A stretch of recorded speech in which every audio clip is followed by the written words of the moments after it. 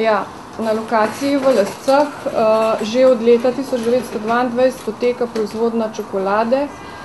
Že od tistega leta naprej v bistvu razvijamo svoje lastne recepture, uvažamo kvalitetne surovine in to je v bistvu prvi temelj za kvalitetno čokolado.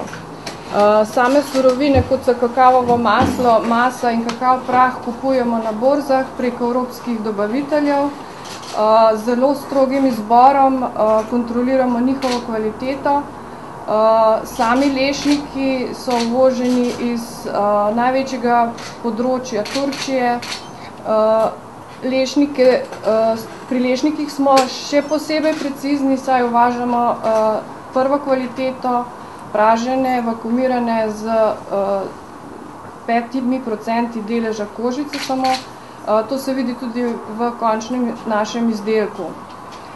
Kajti Gorenjka je najbolj znana ravno po lešnikovih čokoladah. Tega proda v cirka 80%.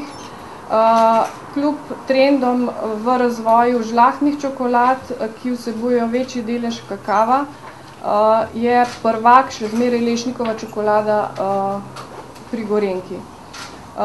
Sama lokacija Lesc vključuje tudi proizvodno pekarno, imamo tudi pekarno, skupno število zaposlenih je 133, na konditorstvu jih dela 83. Sama čokolada pa ni samo surovinski del, ampak zelo dovršena tehnologija. Zadnja leta zelo avtomatizirana tablirna linija. Tablirna linija pomeni to, da se čokolada iz tekočega stanja prelevi v trdo stanje in v pakiranje. To bi bilo pa tudi v bistvu vse, kar se tiče tega, zakaj je pač okus Gorenjke edinstven.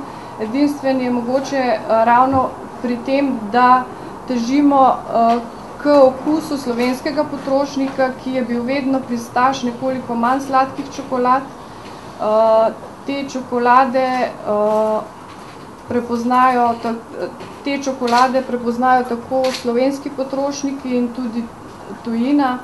Poleg izvoznih področij, kot so ex-juga, Gorenjka izvaža tudi na primer v Kanado, na Norveško, v Nemčijo in na ostale trge.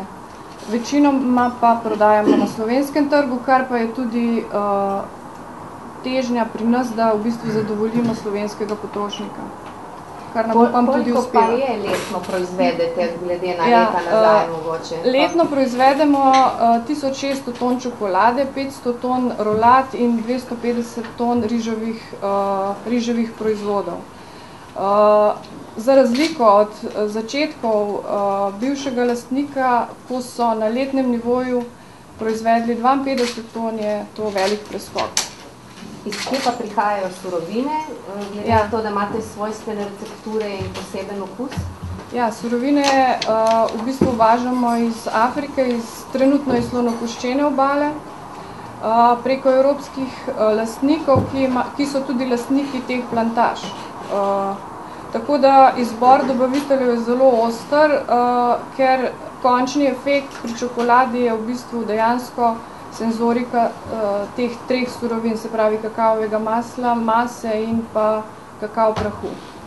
Nam lahko še malo opišete, kako je potekala izdelava 90-kilske čokolade? Ja, 90-kilska čokolada je za nas predstavljala kar velik izziv.